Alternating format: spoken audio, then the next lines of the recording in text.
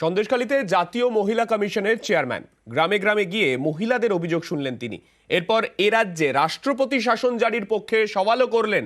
ক্ষমতা থাকলে করে দেখান পাল্টা চ্যালেঞ্জ কুণাল ঘোষের। জাতীয় মহিলা কমিশনের চেয়ারম্যানের বিরুদ্ধে রাজনীতি করার অভিযোগও তুলেছেন কুণাল।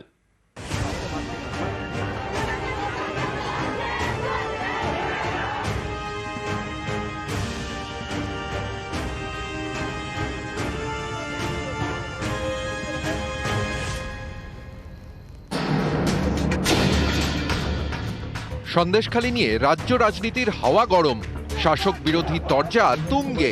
এরই মাঝে সোমবার সন্দেশখালীতে জাতীয় মহিলা কমিশনের চেয়ারম্যান রেখা শর্মা গ্রামে গ্রামে ঘুরে মহিলাদের অভিযোগ শোনেন। और सभी महिलाओं ने कहा है हमें कहने में डर लगता है, क्योंकि एक तो समाज का डर और एक पुलिस का डर। इतना बुरा हाल है कि महिलाएं मुझे छोड़ नहीं रही हैं। मुझे नहीं लगता कि राष्ट्रपति शासन के बिना कुछ हो पाएगा। मुझे नहीं पता कि शासन कहाँ, प्रशासन कहाँ और चीफ मिनिस्टर कहाँ। मुझे लगता है उनको रिजाइन कर देना चाहिए। সন্দেশখালীতে একটা কোনো নির্দিষ্ট অভিযোগ তারা পাননি। যা করছেন রাজনীতি। আমরা পরিষ্কার বলছি, কেন্দ্রের যে কমিশন হোক, এইসব 356 রাষ্ট্রপতি শাসন জারি, এসব গল্প বাংলার মানুষকে শোনাবেন না। 14 গোষ্ঠীর ক্ষমতা থাকলে রাষ্ট্রপতি শাসন আগে করে দেখান, তারপর কথা হবে।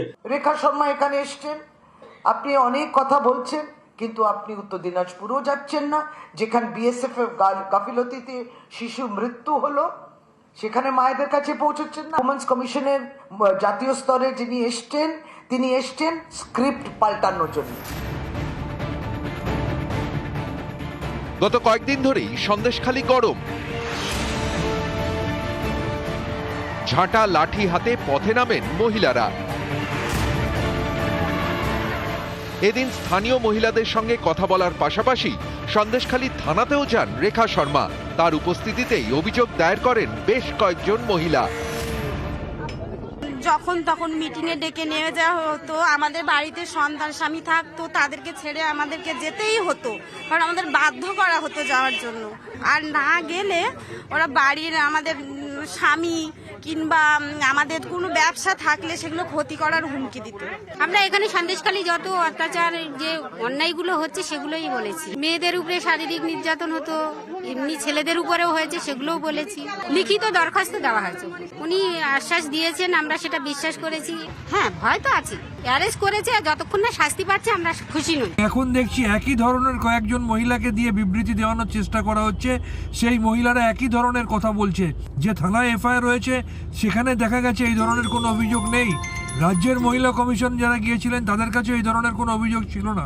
পুরোটাই এক মিথ্যাচার চলছে। সন্দেশখালী থেকে ফিরে রাজভবনে যান জাতীয় মহিলা কমিশনের chairman. My priority is to see that normalcy is established there. I am not here for a political bickering.